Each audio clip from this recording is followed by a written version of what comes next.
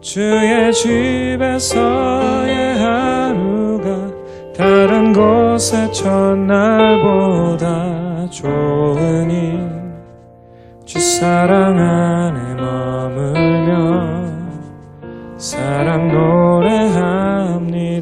요 몇 년간 보면은 정말 날씨가 참 이상 날씨가 많이 지속이 됩니다.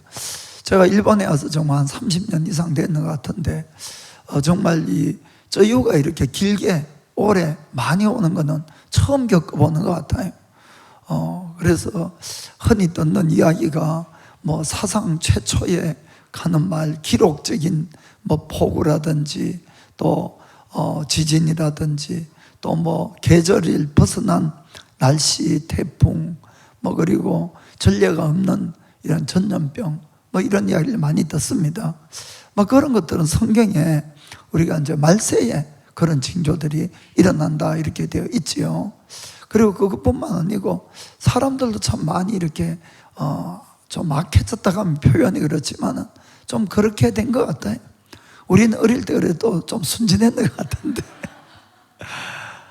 요즘은 보면은 정말 자기밖에 몰라. 진짜 자기를 사랑하고 돈을 사랑하고 쾌락 사랑하기를 하나님보다 더 사랑하고 이런 사람들이 얼마나 많이 늘었는지 모릅니다. 게다가 이 세상 가치관이 너무나 달라진 것 같아요. 옛날에는 그래도 서로 이렇게 돕고 사랑하고 도와주고 이런 것이 있었는데 정말 자기만 아는 그런 가치관들이다 보니까 우리가 너무너무 가치관이 이렇게 흔들릴 수가 있습니다. 그래서 그런 모든 것들도 다 정말 마지막 시대의 특징인데, 그래서 우리가 다시 한번 우리가 예수님이 우리에게 어떻게 말씀하는가 하는 것을 다시 한번 보기를 원합니다.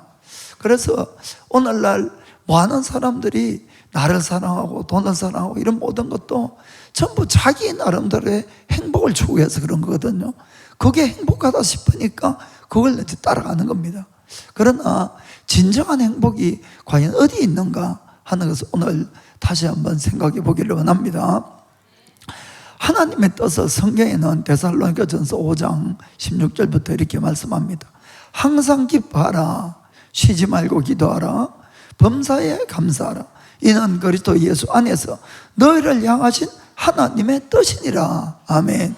하나님의 뜻은 우리가 늘 기뻐하고 모든 일에 감사하고 행복하게 사는 것이 하나님의 뜻이라고 분명히 말씀하고 있는 겁니다. 그래서 이제 예수님을 주셨지요. 그리고 왜냐하면 이제 우리가 하나님의 자녀이기 때문에 우리가 감사하고 기뻐하고 행복한 삶을 살 때에 하나님 아버지도 우리처럼 기뻐하고 감사가 이렇게 넘치기 때문에 그런 것 같습니다. 그리고 우리 자신들도 정말 늘 기뻐할 수 있는 일이 있으면 좋겠고 모든 것이 감사하면 얼마나 좋겠습니까? 그렇게 살길 원합니다. 그런데도 하나님의 뜻도 그렇고 우리가 원하는 것도 늘 감사하고 기뻐하게 살기를 원하는데 현실적으로는 그렇게 사는 사람은 별로 없고 대부분이 늘 힘들고 어렵고 이렇게 살고 있습니다. 그 가장 큰 원인이 어디 있을까 하는 걸 좀 생각을 해봤습니다. 그러자 우리가 왜 그렇게 되는가 하면은 우리가 진정한 축복을 잘못된 곳에서 찾기 때문에 그렇다는 생각이 많이 들었습니다. 우리가 늘 찬양할 때는 만복의 근원이 하나님이라고 이렇게 고백을 합니다. 그렇게 찬양을 합니다. 그런데 실질적으로 내가 복을 구하는 것은 세상 사람들이 복을 구하는 거하고 조금도 다름이 없이 세상에서부터 뭔가의 축복을 얻으려고 늘 애를 쓰니까 그 복이 안 온다 이런 이야기입니다.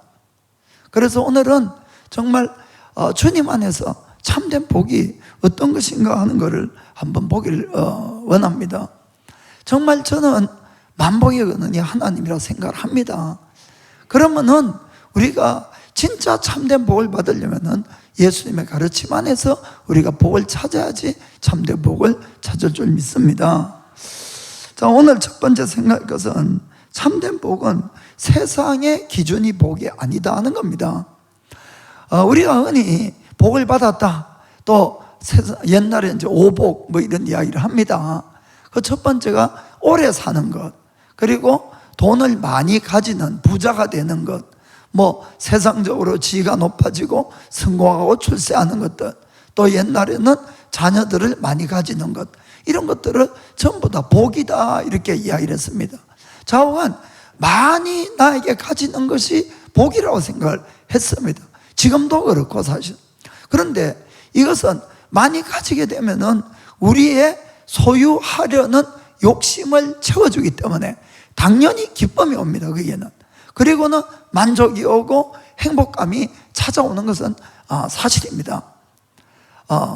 그래서 이제 수많은 사람들이 그 기쁨과 행복을 얻으려고 수많은 것을 되도록이면 얻으려고 막 이렇게 애를 쓰는 겁니다.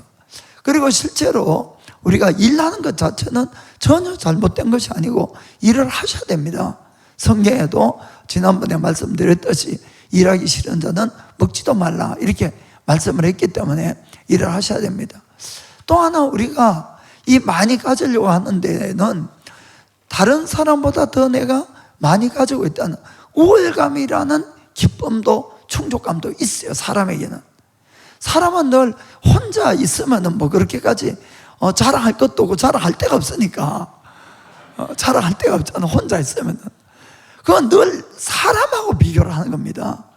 여기에서 우리의 불행도 있는 것 같아요. 그래서 늘 남보다 내가 조금 뭐 더 가지고 있으면 그걸로 혼자 우월한 감을 가지고 기뻐하고, 그리고는 그것 때문에 겉으로는 이렇게 웃고 이렇게 하지만은 속으로는 경쟁자인 거예요. 경쟁자. 내가 저 사람보다 더 잘 살아야 되는데, 더 많이 가져야 되는데, 늘 이런 생각으로 우리가 살아가는 겁니다. 뭐 세계적인 재벌들은 많지요. 그 사람들 보고 우리는 배합하지 않습니다. 그러나 나의 가장 친한 친구가 나보다 잘 되면 이게 힘든 거예요. 참 우리 인간이 이상한 데가 있는 거예요. 아니 돈은 그 사람들이 훨씬 많은데 내 친구는 나보다 조금 더 잘 되는데 그걸 그냥 못 보고 이게 진짜 우리 참 인간의 더러운 면이죠. 그러고는 그 친구보다 내가 조금 더 가지고 나은 것 같으면 우쭐대고 좋고, 그러고는 좀 적어지면은 속으로는 막 시기 질투하고 겉으로는 축한다 그러지만은 이게 막 그냥 피눈물 나는 거죠. 그런 이런 마음들이 있습니다. 그래서 우리가 이 소유를 한다는 것은 분명히 그 안에 기쁨도 있고 행복감이 있습니다. 그러나 반드시 우리가 깨닫고 알아야 되는 것은 소유로 오는 만족감이나 기쁨, 행복감은 언제나 일시적이라는 거예요. 일시적. 절대로 이건 영원히 가지 않습니다. 반드시 이것이 실정이 날 때가 오게 된다는 겁니다. 그리고 이것의 마지막에는 반드시 허무함밖에 찾아오지 않는다는 것을 꼭 우리는 깨닫고 아셔야 됩니다. 예를 들어서 집이 없던 사람이 아무리 작은 집이라도 그 집을 마련하게 되면은 얼마나 기쁘고 감사가 넘칠지 모릅니다. 그 당시는 전 세계를 손에 다 넣은 것처럼 그런 기쁨과 감격이 넘칠 것 같아요. 다들 그렇습니다. 그런데 시간이 이제 지나가면 가족도 늘고 물건도 늘면은 이 작은 집이 점점 불편해집니다. 그리고는 좀 더 큰 집에 갔으면 하는 그런 마음에 이제 소원들이 있는데, 게다가 자기 친한 친구가 자기보다 더 큰 집에 살고 더 넓은 집에 살고 이러면은 또 이게 힘들어지는 거예요. 또 그래서 지금까지 내가 이 집을 마련해서 나에게 그렇게 큰 기쁨을 준 이 집이 오히려 그냥 불평불만의 대상이 되어버린다는 겁니다. 이게 우리 사람이에요. 그래서 우리가 깨달아야 되는 것은 소유로부터 내가 어떠한 행복과 만족을 느끼겠다는 것은 어리석다 이런 이야기입니다. 그건 적당하게 있으면 된다 그 뜻입니다. 그리고 반드시 찾아오는 것이 실정감이 찾아오게 되어 있어요. 이 물건이나 소유라는 것은 물론 없던 것들이 처음 내가 가지게 되면은 큰 기쁨이 있지만은 그 기쁨은 갈수록 커지는 것이 아니라 갈수록 적어집니다. 갈수록. 그리고 나중에는 별로 보고 싶은 마음도 안 생깁니다. 전 제가 그걸 참 실제로 느낀 아주 큰 체험이 한 번 있었는데, 저에게는 아주 돈 많은 친척분이 계셨어요. 그래서 이제 그 친척 아주머니는 어디에 살았는가 하면 요코하마 야마떼 가는데 거기에 380평의 저택에 살았어요. 그러니까 보통 부자가 아니에요, 여러분. 제가 부자라 그러면. 근데 진짜 야마떼에 380평. 그 번지 수도 거기에는 한 번지. 뭐 여기가 또 막 1에 5 뭐 이렇게 나가는데.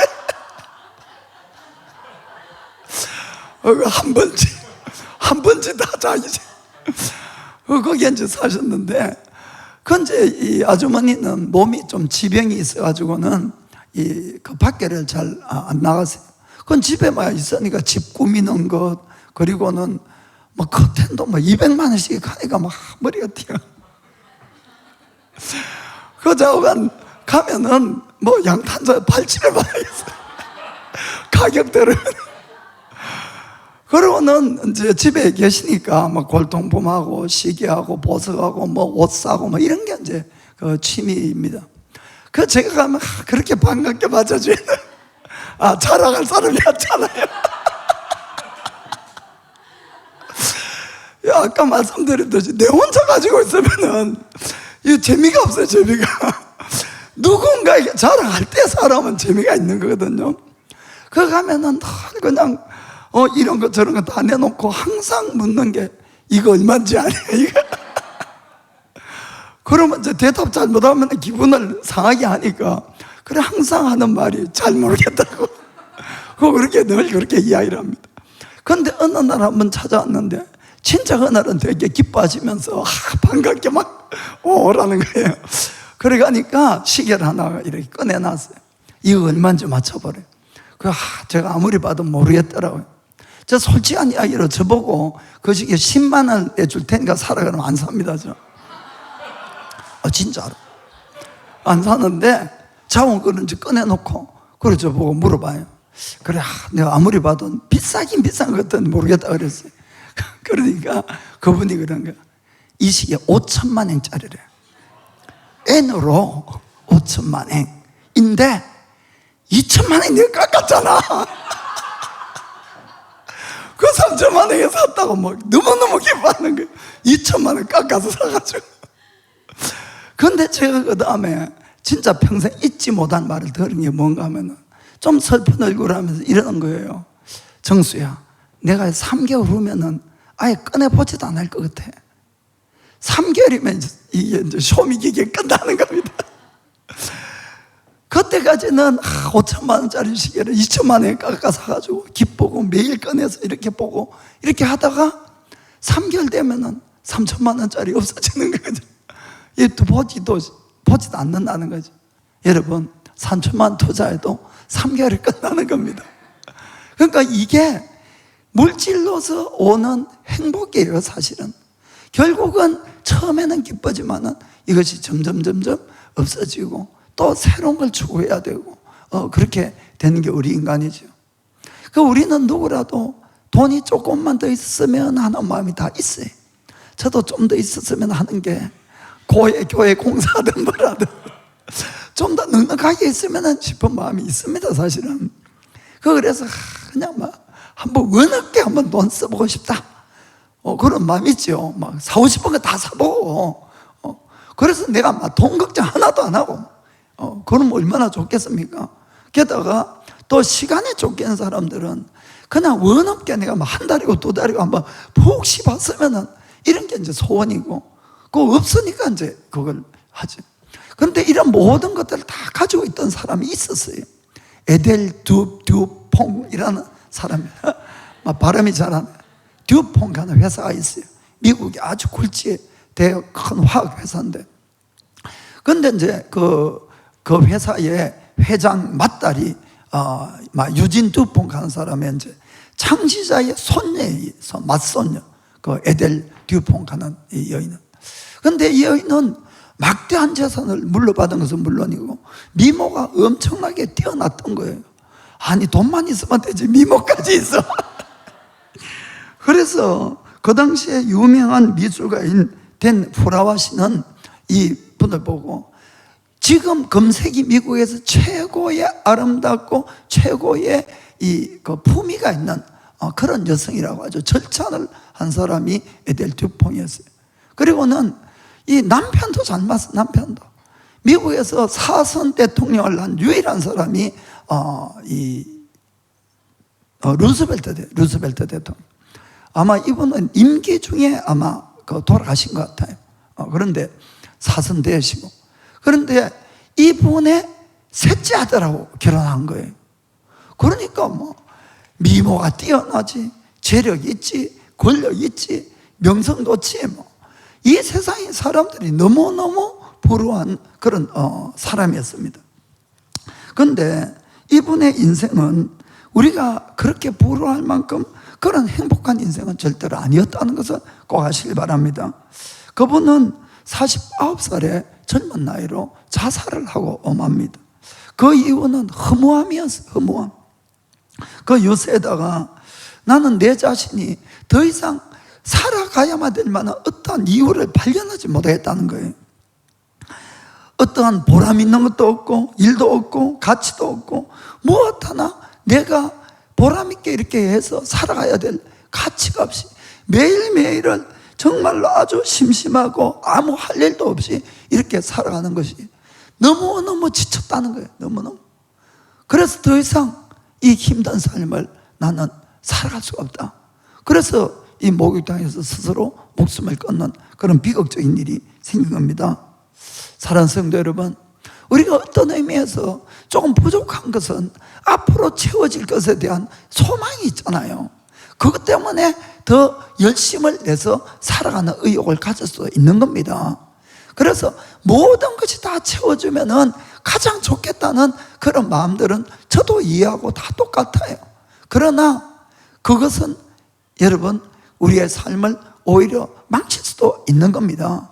모든 것이 흠으로 끝날 수 있다는 것도 우리는 잘 알고 있어야 되는 겁니다. 사실 이 세상의 모든 것을 누린 사람 그러면은 솔로몬이 아마 최고였다 이렇게 할 수가 있어요. 그렇죠? 솔로몬보다 뭐 부귀 영화를 더 누린 사람은 없겠지요.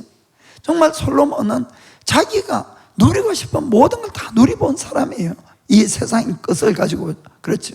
쾌락이란 쾌락을 다 누려보고, 사업이란 사업도 다 해보고, 그래서 막대한 이 부를 쌓고, 뭐 금은 보석을 이 산처럼 쌓고, 그리고 권력도 그렇고 병사도 그렇고 말들도 그렇고 그런 것들이 있어요. 그리고 아내와 또 처번 1000명이나 돼. 1000명 막 이름도 모를 것 같아. 자원 막 해볼 거 다 이렇게 해봤는데 결국은 그분이 하는 마지막에 말이 뭡니까? 모든 것이 허무하다는 거예요. 전도서 1장 1절부터 3절까지 보겠습니다. 다윗의 아들 예루살렘 왕 전도자의 말씀이라. 다윗의 아들의 왕은 솔로몬이죠. 솔로몬. 그 2절에 보니까 전도자가 가로되 헛되고 헛되며 헛되고 헛되니 모든 것이 헛되도다. 3절에 사람이 해 아래서 수고하는 모든 수고가 자기에게 무엇이 유익한고. 누구라도 열심히 이 땅 해 아래서 수고하고 했었는데 결국 모든 것이 허무하다고 이렇게 끝을 맺고 마는 겁니다. 솔로몬은 자기의 마음의 표현을 아주 잘 나타내는 구절이 7절에 보면은 이런 구절이 있습니다. 모든 강물은 다 바다로 흐르되 바다를 채우지 못하며 어느 곳으로 흐르든지 거리로 연하여 흐르느니라. 아멘. 오늘날 비가 이렇게 많이 오고 모든 강물이나 모든 물이 다 강으로 갈 거고 그 강은 다 흘러서 바다로 갈 것입니다. 그러면은 이 많은 물들이 바다로 들어가면은 바다가 차고 넘쳐야 되지 않겠습니까? 그런데 바다가 차고 넘치지 않는 것처럼 자기가 이 모든 인생에서 해볼 것 다 해봐야 보니까 차야 되는데 안 차더라 그 뜻이에요. 이 말씀은 바다가 결코 차지 않는 것처럼 자기 마음도 결코 차지 않더라. 이게 솔로몬의 고백입니다. 그래서 8절에 보니까 만물의 피곤함을 사람이 말로 다 할 수 없나니 눈은 보아도 족함이 없고 귀는 들어도 차지 아니하는도다. 아멘. 결국은 남는 것은 피곤함밖에 남지 않더라는 겁니다. 여러분, 이것이 이 물질로 가지고 돈을 가지고 세상 것으로 나를 한번 채워보고 만족시켜 보려는 것에서 오는 딜레마라 할까요? 차지 않는 거예요. 이게 찰 것 같은데 우리가 이걸 정말 잘 깨닫고 하셔야 됩니다. 행복이란 말은 또 딴 말로 하면 만족하다 이런 표현을 쓸 수도 있어요. 그렇죠? 만족하다. 그래서 만약에 우리 사람을 이 컵으로 이렇게 비유를 하고 컵, 그 다음에 세상에 있는 모든 물질이나 세상에 있는 모든 좋은 것들은 다 물이라고 했을 때 그 물을 이 사람이라는 컵에 부었을 때에 이 컵이 차겠느냐 하는 걸 한번 생각해 보시기 바랍니다. 물론 일시적으로는 찰 수 있어요. 아까 말씀드렸듯이. 그러나 절대로 영원히 부어도 차지 않습니다, 여러분. 우리 인간한테 아무리 좋은 걸 다 부어보세요. 차는지. 일시적입니다. 그리고 지속적으로도 채울 수 없는 것이 우리 인간의 마음이고 욕심인 거예요. 아멘. 정말 그렇습니다. 그것은 왜 그런가 하면은 하나님이 우리 인간을 창조하실 때에 우리 인간의 이 생명의 가치는 이 세상보다도 더 귀하게 만들어 놓았기 때문에 차지 않는 겁니다. 그래서 마태복음 16장 26절 보면은 사람이 만일 온 천하를 얻고도 제 목숨을 잃으면 무엇이 유익하리요? 사람이 무엇을 주고 제 목숨을 바꾸겠느냐? 아멘. 그래서 모든 만물보다도 더 귀한 것이 한 사람 한 사람의 생명이기 때문에 찰 수 없게끔 만들어 놓았다는 것을 꼭 기억하시길 바랍니다. 그래서 우리가 이 세상에 있는 만물을 가지고 내 인생을 채우고 행복을 추구하게 되는 것은 어리석은 삶으로 끝나는 겁니다, 여러분. 그래서 성경은 우리들에게 이렇게 이야기를 합니다. 디모데전서 6장 7절 8절. 우리가 세상에 아무것도 가지고 온 것이 없음에 또한 아무것도 가지고 가지 못하리니 우리가 먹을 것과 입을 것이 있은저 족한 줄로 알 것이니라. 아멘. 아멘. 그렇습니다. 족한 줄 알면은 나는 이미 찬 거예요. 아멘. 이해가 되십니까? 아무리 가져도 족한 줄 모르면은 나는 늘 피곤한 거예요. 그러나 적어도 내가 차면은 나는 만족하고 기쁨이 있다는 걸 믿기를 축복합니다. 두 번째, 참 행복은 마음의 평안에서부터 오는 겁니다. 그래서 마태복음 5장 1절부터 10절까지 보겠습니다. 예수께서 무리를 보시고 산에 올라가 앉으시니 제자들이 나온지라.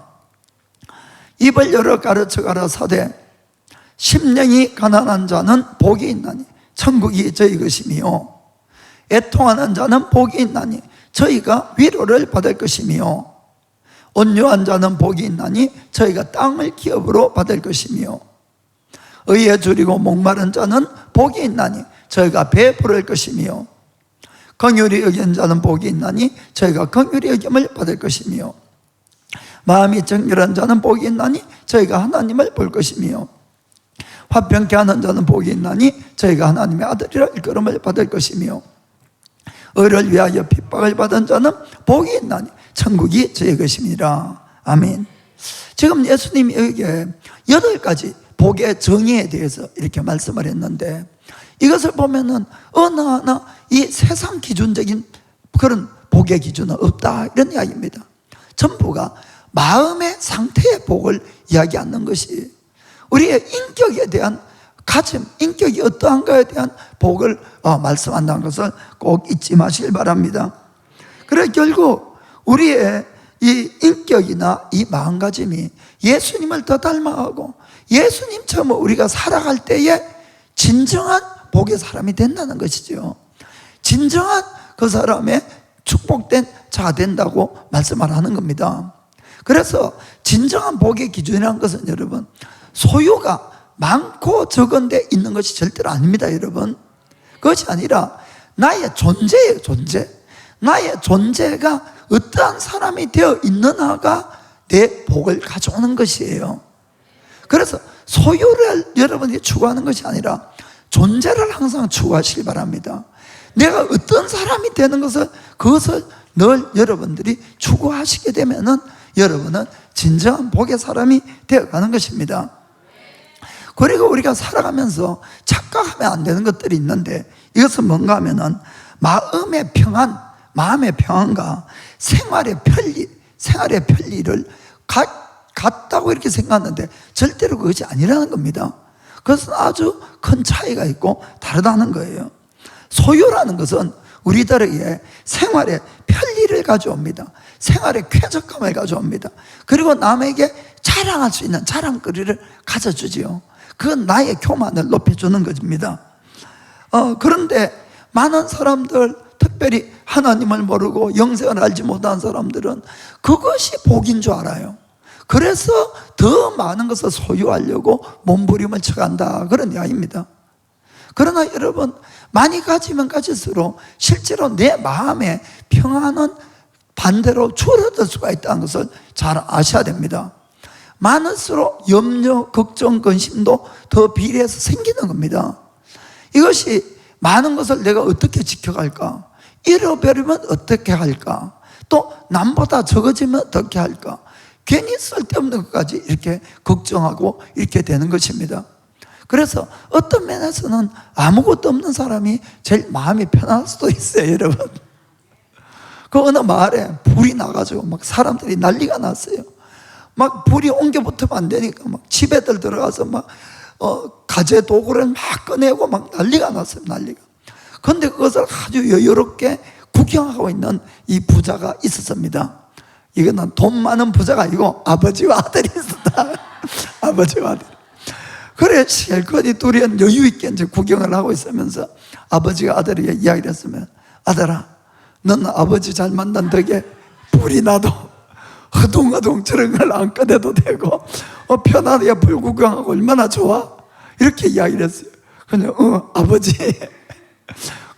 이 거지 부자에서 거지 아무것도 없으니까 불나도 걱정도 없고.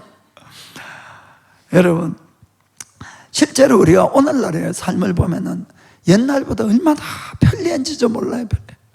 저는 늘 이렇게 좋아지는 걸 생각하면은, 저희 도시는 그래도 김천이라는 도시인데 한국에서 여기는 인구 5만 명이었어요. 그때 해방 바로 후에도 5만 명, 지금도 5만 명. 전혀 발전하지 않는 그런 도시. 그런데 그때 도시지만은 이 도로가 아스팔트가 안 돼 있었어요. 저희들 저 국민학교 때는. 그 벌써 뭐 60년쯤 됐네요. 세월이. 그래, 그때는 가난해가지고 이 하얀 고무신 신으면 부잣집 아들이야, 그게. 운동화도 아니고. 다들 까만 고무신. 그리고 까만 고무신 여러분 딸면은 버리지 않습니다, 여러분. 고무신 떼어주는 데가 있어요. 그래서 이 고무신을 뭘로 떼어는가 하면 이 자동차 타이어 같은 건지 하나 갖다 놓고 그 베가지고 이걸 이 본드로 붙여가지고 눌리면 그렇게 고무신 새로 이제 밑창을 만들어가지고. 여러분, 한국이 그래 가난한 나라였습니다, 여러분. 진짜 상상을 초월할 정도로. 그러니까 우리 아버지 때, 할아버지 때는 정말 가난하게 산 나라였어요. 그런데 오늘날 얼마나 편리해졌습니까? 그래서 어떤 부분에서는 우리가 솔로몬보다도 더 이 호화로움을 누리고 사는 거예요. 솔로몬은 여름에 더울 때 에어컨이 어디 있어요? 옆에서 이제 붙여주겠지, 누가. 게다가 중동 지방이 얼마나 덥습니까, 여러분? 인도를 옛날에 한번 그때 갔는데, 거기 이제 왕궁이라고 갔어요. 보니까 이 왕이 앉는데 그 밑으로 개울을 이렇게 그 집안에 물이 흐르도록 이렇게 만들었어요. 그렇게 해서 이제 조금이라도 시원하게 물을 이렇게 흘러보냈다고 그 이야기를 하더라고요. 그런데 뭐 오늘날 스위치는 삑 하면은 막 시원하게 앉아서, 게다가 한여름에 아이스크림 딱 먹고 솔로몬 꿈도 못 꿨죠, 이런 거. 그게 이제 오늘날 편리함을 이렇게 가져오는 겁니다. 게다가 자동차, 비행기 발달로 하루 이틀 하면은 세계에 뭐 안 가는 곳이 없이 다 갈 수가 있고, 또 인터넷이나 뭐 텔레비 이런 거 발달해가지고 요즘은 뭐 국제전화도 뭐 전부 공짜로 막 라인이나 뭐 카톡 통해가지고 별 이야기가 나옵니다만은 저희가 처음 일본 왔을 때에 국제전화 3분간 한 통화에 1,800원이었어요, 여러분. 1,800엔. 그래가지고 이제 사모님이 외롭다고 전화를 별로 안 한 것 같은데 한 달에 전화 고지서가 3만원, 5만원. 실제로 그걸 한국에서 많이 해주고 했는데도 그래 비쌌는데 요즘은 전부 공짜로, 게다가 얼굴까지 이렇게 봐가면서 참 놀라운 시대가 아니에요. 진짜 놀라운 시대예요. 이렇게 세상이 편리하고 편안해졌는데, 자 그럼 우리의 마음의 상태는 더 그거에 비례해서 편리해졌느냐 하면은 솔직하게 더 힘들어진 세상이에요. 더 시기 질투하게 되고 또 걱정 근심하고 열등감, 미움, 정말 좌절감, 이런 것들이 너무너무 팽배한 그런 세상이 돼버린 겁니다. 그거는 우리가 통계를 보면 잘 알 수가 있거든요. 이 경제력은 아주 올라갔지만은 자살률은 잘 사는 나라수록 왜 그렇게 높은지 모른다, 그런 이야기입니다. 사실 일본도 그렇고 한국도 그래요. 제가 어제 조사를 해봤어요. 그래서 작년 2019년도에 GDP, 이 국민 총생산량이 보니까 일본이 3위더라고요. 미국, 중국, 일본 이렇게 돼 있어요. 한국도 참 못 사는 나라가 10위더라고요. 10위, 작년에. 여러분, 세계 지금 200개 국가가 넘습니다. 200나라 중에서 한국이 10등을 한 거야. 이건 뭐 얼마나 놀란 일인지 모릅니다. 그런데 자살률을 보니까 이게 못 사는 게 낫지 싶은 게, 그 많은 나라에서 자살률 2위예요, 2위. 1위가 궁금하지, 어딘지. 1위는 소련이더라고요, 지금. 러시아가 1위고. 그리고는 일본도 7위더라고요, 7위. 여러분, 이거는 참 너무 심각하고 슬픈 이야기예요. 왜냐하면 모든 사람의 마음이 물질 제일주의가 돼버린 거예요. 그러니까 물질이 있으면 행복하고 없으면은 이것도 못하고 저것도 못하고 자기는 그냥 자살로 끝내버리고, 정말 이런 세상이 돼버린 겁니다. 여러분, 우상을 숭배하면은 우상을 닮아간다 그래요, 성경에는. 물질을 하나님같이 섬기면 여러분, 물질에 마음이 있습니까? 감정이 있습니까? 뭐가 있습니까?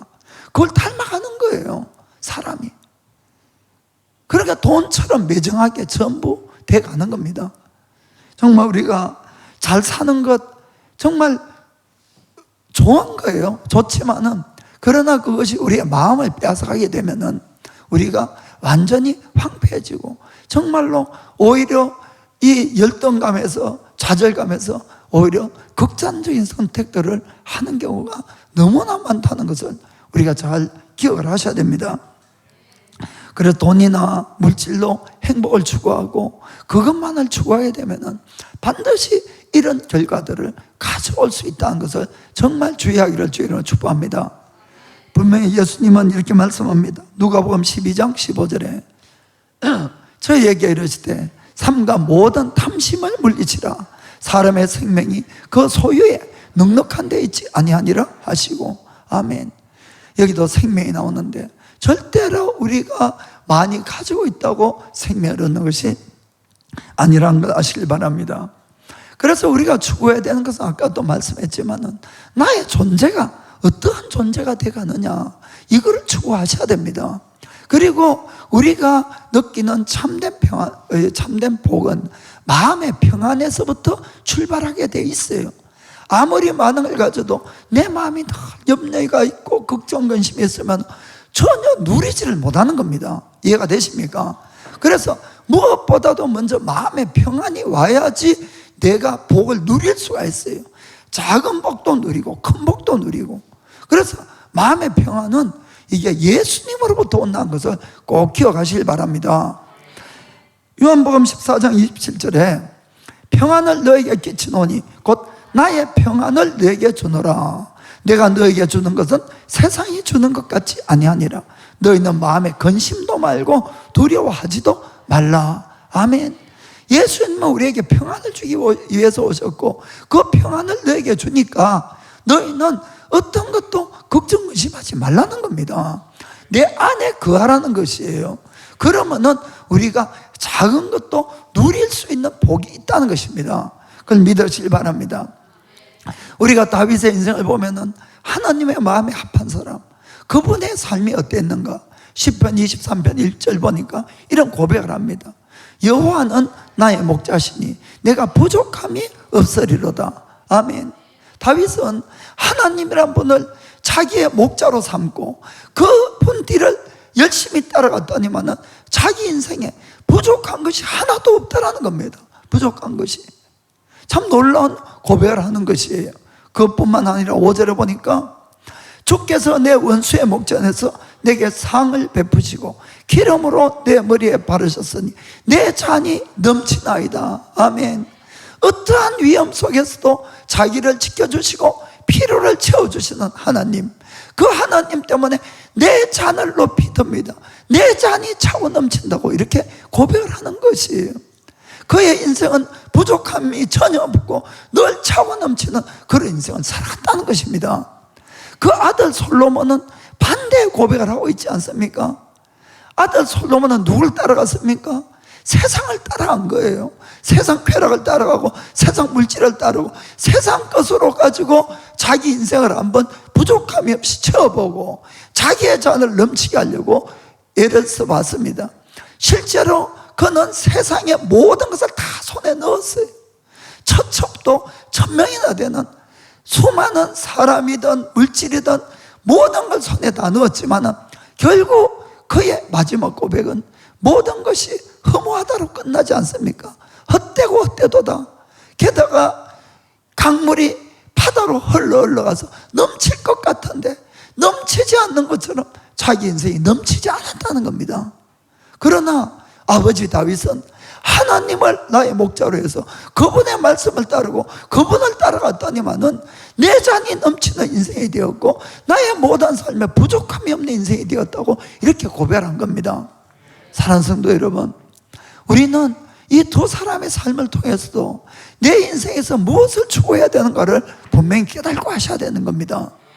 저는 정말 지혜 있는 사람은 이런 사람이라고 생각합니다.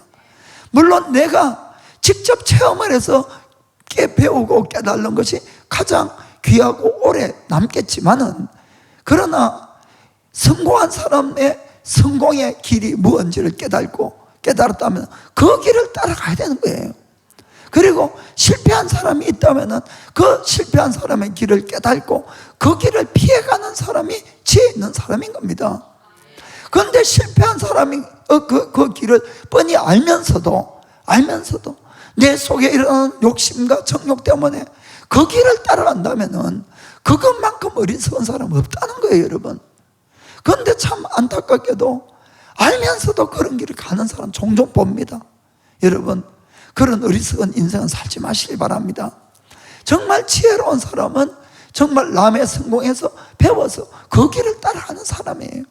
우리는 다윗의 길을 가야 됩니다. 절대로 솔로몬의 길을 따라가면 안 된다는 거예요. 그것은 세상을 다 얻어도 결국 허무하게 내 인생을 끝내고 말게 된다는 것을 꼭 기억하시기 바랍니다. 정말 여러분, 주님 말씀처럼 우리가 하나님의 나라 의를 언제 어디서라도 먼저 구하려고 애를 쓰시길 바랍니다. 그럼 반드시 하나님의 나라 의도 내가 다 얻게 되고 주님 약속하신 대로 의식주에 대한 모든 필요도 다 채워질 줄 믿습니다. 꼭 그런 삶을 살기를 주의 이름으로 축복합니다. 마지막으로 예수님이 말씀한 이 8가지 축복은 영적인 거라는 것을 꼭 깨닫고 하셔야 됩니다. 영적인 것이다. 우리의 일반 사람들은 내가 마음이 가난해지거나 애통하는 것을 원하지도 않고 구하지도 않습니다. 그렇지 않습니까? 일반 사람들이 일반적으로 구하는 것은 사실 온유보다도 내가 고집을 더 피우기를 원하고, 그리고 의를 구하기보다도 자기 욕망을 더 구해갑니다.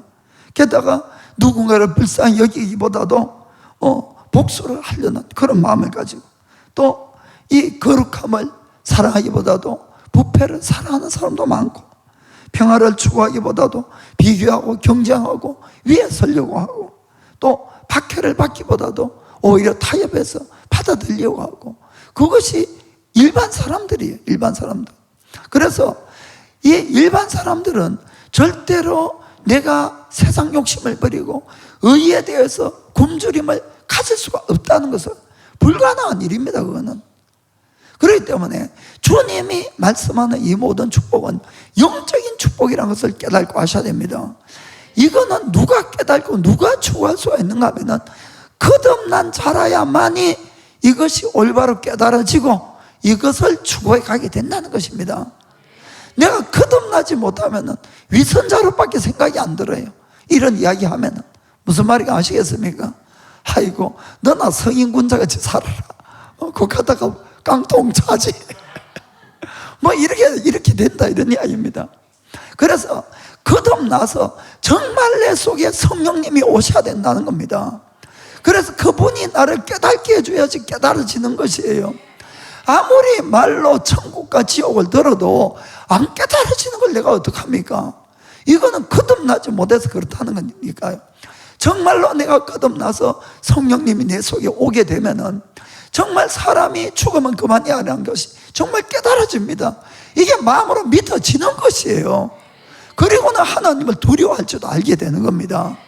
그래서 죽고 나면은 분명히 심판이 있고 천국과 지옥으로 갈라지는 것을 알기 때문에 어떻게 해서라도 내가 천국을 들어가려고 내 삶을 사는 것이지, 내가 이 땅에 쾌락을 다 누리다가 지옥 가려는 사람은 없다 이런 이야기입니다.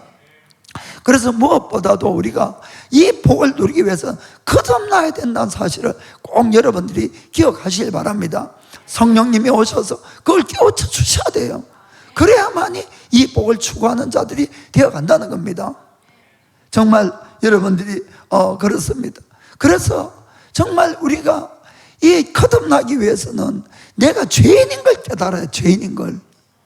우리가 죄인인 걸 깨달는 것만큼 은혜를 받는 것이 없는 겁니다. 그럼 내가 겸손해지고 정말 그 죄 때문에 몸부림을 치다가 정말 회개하고 예수님의 십자가 죽음도 무슨 뜻인가를 깨닫게 되는 것이에요. 예수님은 우리의 죄를 용서하시기 위해서 이 땅에 오셨지 그냥 우리의 어떤 필요를 채워주고 소원을 들어주려고 온 건 아니란 걸 아셔야 됩니다. 모든 근본적인 문제가 죄에 있기 때문에, 그래서 마음에서 우리가 회개해서 예수님의 이 십자가 구속 사건을 믿고 그분을 내가 나의 주인으로 나의 구세주로 받아들이고 따라가게 되면은 내가 진짜 거듭나는 겁니다. 누구라도. 그리고 성령님이 오시는 거예요. 그리고 우리가 그분을 사모하고 추구하면은 정말 우리 인생을 점점 바른 길로 이렇게 인도를 해 주시는 겁니다. 그럴 때에 천국이 얼마나 귀해 보이고 감사하고 정말 그렇게 되는 겁니다. 그럼 이 사람의 가치관이 바뀌는 거예요. 가치관이라는 것은 그 사람에게 있어서 가장 귀하고 그 사람이 가장 중요하다고 생각하는 것이 가치관이거든요. 그런데 이게 땅의 것에서부터 하늘의 것으로 바뀌어버리는 겁니다. 지금까지는 나한테 돈이 제일 중요한 것 같았고 쾌락적인 삶이 제일 중요한 것 같은데 이런 것들이 시시해지기 시작하는 겁니다. 그리고는 영생이 중요하고 예수님이 중요하고 하나님을 위해서 일하는 것이 중요하고 이 가치관이 변화가 되니까 구하는 것도 달라지고 사는 것도 달라지고, 그럴 때에 주님이 말씀하는 애통하는 자가 복이 있나니 심령이 가난한 자가 복이 있나니 이런 것들이 깨달아진다는 겁니다. 그리고는 정말 내가 애통하는 자가 되려고도 하고 내 마음을 비우려고도 애를 쓰기도 하고 이렇게 된다는 것입니다. 그래서 다른 것보다도 먼저 내가 거듭나야 된다는 걸 꼭 기억을 하시길 바랍니다. 거듭난 사람의 특징이 뭔가 하면은 마태복음 13장 44절이 정말로 그 사람의 고백이 되는 거예요. 읽어보겠습니다. 천국은 마치 밭에 감추인 보화와 같더니 사람이 이를 발견한 후에 숨겨두고 기뻐하여 돌아가서 자기의 소유를 다 팔아 그 밭을 샀느니라. 아멘. 진짜로 거듭난 사람은 천국이 발견이 됩니다. 정말 천국이 마음으로 믿어지니까 어떻게 해서라도 나는 천국을 들어가야 되겠다 소망이 생기는 것이에요. 그리고 그것은 영원한 세계이기 때문에 이 땅의 어떠한 것보다도 가치가 있게 느껴지는 거예요. 그래서 모든 걸 다 팔아서라도 그곳에 들어가려고 애를 쓴다 그 뜻입니다. 아멘. 정말 거듭나면은 여러분 사람이 이렇게 변해간다는 걸 꼭 기억하시길 바랍니다. 그러나 거듭나지 못하면 아무래도 지금 내가 가지고 있는 것이 아까운 거예요. 저는 제가 그분들을 지금 탓하는 뜻이 아닙니다, 여러분. 그것이 아니고, 그렇게 되면은 아직 내가 거듭났는지 안 났는지를 여러분들이 한번 잘 점검을 보셔야 됩니다. 점검을. 그래서 아직도 나는 세상 것이 너무나 좋고 천국이 마음으로까지는 안 믿어지고 늘 교회 가서 듣긴 들었지만은, 그리고는 세상의 것들을 못 버리고 그것을 더 추구하는 마음이 있으면 솔직하게 자기가 거듭났는지를 한번 생각해 봐야 되는 겁니다. 혹시 여러분에게 내가 거듭났는지 안 났는지 의심스러우면은 제가 분명히 말씀드릴게요. 거듭 안 났어요. 거듭나면은 스스로 압니다. 거듭난 거에 대해서. 그러니까 제가 말씀드렸듯이 가치관이 바뀌게 되어 있다니까요. 물론 우리 속에 욕심이라는 것이 있기 때문에 이것이 완전히 죽는 것이 아니니까 세상을 추구하는 마음은 존재하지만, 그러나 천국이나 이런 것들이 완전히 마음으로 믿어지고 내가 이러다 잘못하면 큰일 나는데 이런 마음이 분명히 생긴다, 그 뜻입니다. 여러분, 생명은 정말 귀한 겁니다. 여러분, 여기는 다 지금 건강해서 여기 앉아 있으니까 생명 가는 게 막 귀하다, 머리로는 귀하지만은 마음으로 와닿도록 안 귀하는지 몰라도, 여러분, 생명이 얼마나 귀한가 하면은 죽을 때가 되면은 하루라도 더 살기 위해서 얼마나 사람들이 몸부림치는지 모릅니다. 우리가 잘 아는 대로 삼성의 창시자 이지병철 씨가, 이분은 저 어렸을 때도 최고 부자였고 지금도 삼성이 최고 부자고 막 그렇습니다만은, 이분이 지금은 이제 그 아들 이건희 씨가 그 삼성병원 가는 걸 만들었죠. 그런데 그 아버지 때는 그게 없었고 고려병원 가는 걸 만들었어요. 그리고 그 병원은 한국에서 최고급 최인류 의사, 세계 최신 의료 장비 다 갖다 놨습니다. 그 병원은 어떤 면에서는 개인 병원이라 할 정도로, 종합병원이요, 물론 종합병원. 그런데 이병철 씨를 위해서 만들어놨다 할 정도의 그런 병원이었어요. 왜냐하면 이제 이분이 나이가 드니까 2달에 한 번, 3달에 한 번 이 닌겐톡 정밀 검사를 받았던 거예요. 왜냐하면 혹시 암이라도 생기면은 초기에 발견하면 날 수가 있잖아요. 그런데 이분이 어느 날 깜짝 놀라운 사실이 된 게, 갑자기 말기암이 된 거예요. 이분은 그게 이해가 안 됐어요. 이해가 너무 기가 막힌 거예요. 자기가 암이 초기면은 빨리 발견을 해서 이걸 고치려고 그 병원을 사실 만들어 놨는데, 그리고 2달, 3달에 한 번씩 이 정기 검진을 받았는데 발견되지 않던 암이 갑자기 발견됐는데 말기암이었던 거예요. 그래서 좋다는 치료, 좋다는 약은 다 쓰면서 치료를 했는데 결국은 점점 죽게 되어서 한 달 생명이 남았을 때 이분이 진지하게 이렇게 이야기를 했답니다. 누가 내 생명을 5년간만 더 살게 해주면 5년간 내 재산의 반을 주겠다고 이야기를 했어요. 여러분, 그분의 재산을 반을 받으면은 한국에 10손가락 안에 들어갑니다. 그 재산이. 그 많은 재산도 5년이란 생명으로 바꾸고 싶은 거예요. 무슨 말인가 아시겠습니까? 여러분, 생명이라는 것이 그렇게 사람에게 귀한 것이고 이 하나밖에 없는 거예요.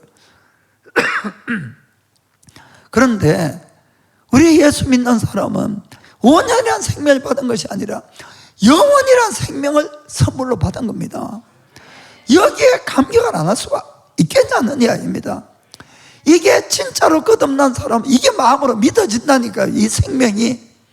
그래서 사람이 변하게 되어 있는 것이에요. 추구하는 바가 달라질 수가 있다, 이런 이야기입니다. 사랑하는 성도 여러분, 영원한 생명이 있습니다. 그리고 우리가 예수를 믿으면서 우리가 받아 누리는 최고의 축복이 바로 영생인 거예요. 우리가 이 땅에서 아무리 잘 살면 뭐 하겠습니까? 여러분, 5년의 생명을 더 얻은들 5년이란 세월 금방 가버립니다. 그땐 또 어떻게 하겠습니까? 여러분, 세상을 다 주더라도 내가 영생을 삽니까? 못 산다고 말씀을 했습니다.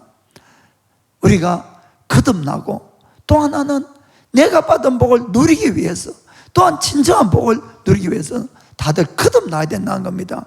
성령님이 내 속에 오셔서 나에게 이 하나님의 말씀에 참 진리를 깨닫게 하시고 그 진리들을 행할 수 있도록 만들어 주셔야 되는 것이에요.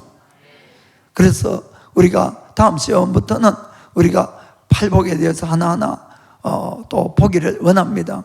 그래서 다시 한번 주님이 말씀하는 진정한 복이 어떠한 복인가 하는 것을 다시 한번 읽어보고, 그리고 오늘은 여기서 마치겠습니다. 자, 3절부터 10절까지 읽겠습니다. 같이 읽읍시다. 심령이 가난한 자는 복이 있나니 천국이 저희 것이며, 애통하는 자는 복이 있나니 저희가 위로를 받을 것이며, 온유한 자는 복이 있나니 저희가 땅을 기업으로 받을 것이며, 의에 줄이고 목마른 자는 복이 있나니 저희가 배부를 것이며, 긍휼히 여기는 자는 복이 있나니 저희가 긍휼히 여김을 받을 것이며, 마음이 청결한 자는 복이 있나니 저희가 하나님을 볼 것이며, 화평케 하는 자는 복이 있나니 저희가 하나님의 아들이라 일컬음을 받을 것이며, 의를 위하여 핍박을 받은 자는 복이 있나니 천국이 저희 것임이니라. 아멘. 자, 기도하겠습니다. 나의 평생에 단 한 가지 소원, 주의 아름다우심 보며 사랑 노래하는 것.